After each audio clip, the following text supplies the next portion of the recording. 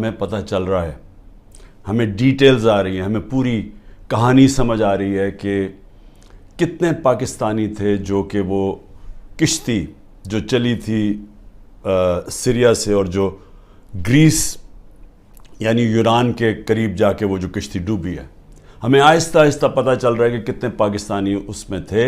ابھی تک پوری ڈیٹیلز نہیں ہیں، لیکن خوفناک چیزیں سنائی دے رہی ہیں کہ پاکستانیوں کو انہوں نے نچلا جو تہہ خانہ تھا اس کے اندر گھسایا ہوا تھا اور ان کو اوپر نہیں آنے دے رہے تھے. اور زیادہ تر جو لگتا ہے کہ جو لوگ ڈوبے ہیں وہ پاکستانی تھے. ابھی یہ بھی نہیں پتہ چلا کتنے ہیں، لیکن جو بھی بچے ہیں ان سے جو آہستہ آہستہ چیزیں پتہ چل رہی ہیں کہ یہ ایک خوفناک قسم کا یہ سانحہ ہوا ہے پاکستانیوں کے لیے، اوروں کے لیے بھی، اور بھی جو وہاں کشتی کے اوپر تھے جن کا ابھی تک پتہ ہی نہیں کہ کتنے لوگ ڈوبے ہیں. لیکن اس سے کیا چیز سامنے آتی ہے؟ اس سے یہ چیز سامنے آتی ہے کہ جو پیسے والے لوگ ہیں، جو پروفیشنلز ہیں، جن کی دنیا میں ڈیمانڈ ہے، جن کو آرام سے ویزا مل جاتا ہے، ان میں سے تو 9-10 لاکھ پاکستانی ملک چھوڑ کے چلے گئے، کیونکہ ان کو امید چلی گئی ہے کہ ان کو لگتا ہے کہ اب یہ پاکستان ادھر جا رہا ہے کہ ادھر اس کا کوئی مستقبل نہیں ہے. تو وہ تو ملک چھوڑ کے چلے گئے اور وہ چھوڑتے جا رہے ہیں جن لوگوں کے پاس پیسہ ہے یا وسائل ہے یا ہنر ہے یا پروفیشن ہے. لیکن جن کے پاس نہیں ہے، جن کو ویزے نہیں ملتے، وہ اسی طرح کشتیوں پہ کسی نہ کسی طرح پیسہ جمع کرتے ہیں. وہ اس پیسے سے کسی کو دیتے ہیں کہ جی ہمیں ناجائز طریقے سے پہنچا دیں وہاں. جس طرح یہ کشتی میں لوگ جا رہے تھے سب ناجائز تھے، یعنی سب ایلیگل تھے. ان کے پاس کسی کے پاس ویزا نہیں تھا.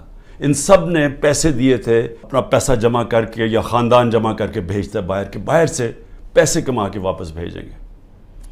تو یہ سارے وہ لوگ تھے. جو دوسرے بھی تھے وہ بھی یہ لوگ تھے. اچھا، اب ان میں یہ جو لوگ جا رہے تھے یہ کن ملکوں سے جاتے ہیں؟ سوال ہم اپنے آپ سے پوچھیں کہ یہ کون سے ملک ہیں جدھر اتنے برے حالات ہیں کہ لوگ اپنا گھر چھوڑ کے سارا پیسہ اکٹھا کر کے خاندان ان کو باہر بھیجتا ہے؟ وہ کون سے ملک ہیں؟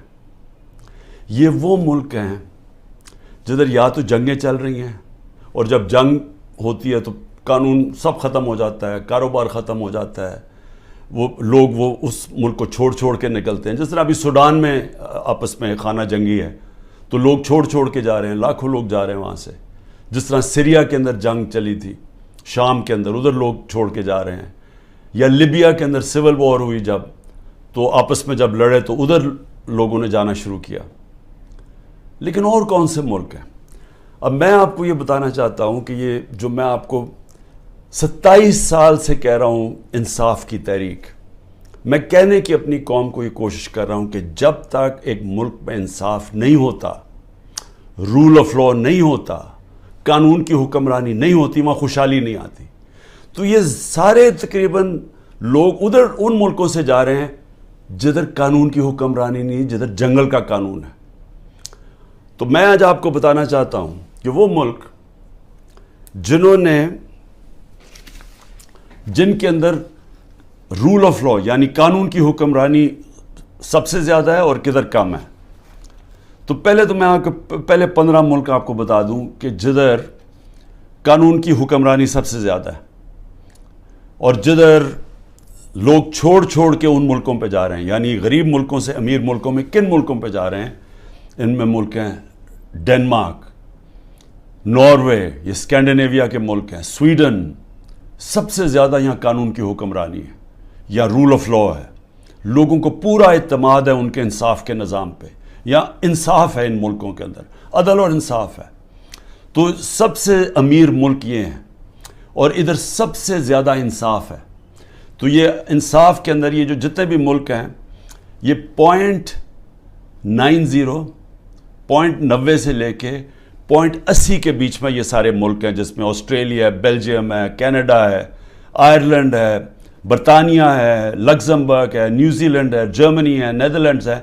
یہ سارے وہ ملک ہیں اور امریکہ جن کی جو یہ رول آف لا انڈیکس میں سب سے اوپر ہے. تو یہ وہ ملک ہے جس کی طرف یہ لوگ کشتیوں میں اپنی جانیں خطرے میں ڈال کے یہ ان ملکوں کی طرف جاتا ہے. اب آ جائیں وہ ملک جن کی 40.40 سے نیچے ہے, 0.40 سے 30 تک جن کی رول آف لا انڈیکس میں, یعنی جدھر انصاف سب سے کم ہے. اب وہ کون سے ملک ہیں؟ جس میں ملک ہیں افغانستان ہے, میانمار ہے جدھر یہ ابھی تباہی مچی ہوئی ہے, جدھر ملٹری نے سنبھالا ہوا ملک, ادھر پاکستان ہے, یوگینڈا ہے, زمبابوے ہے, کانگو ہے یعنی افریقہ کے ملک ہیں, موزمبیک ہے, ایتھیوپیا ہے جدھر بھی ابھی خانہ جنگی چلی ہے. تو وہ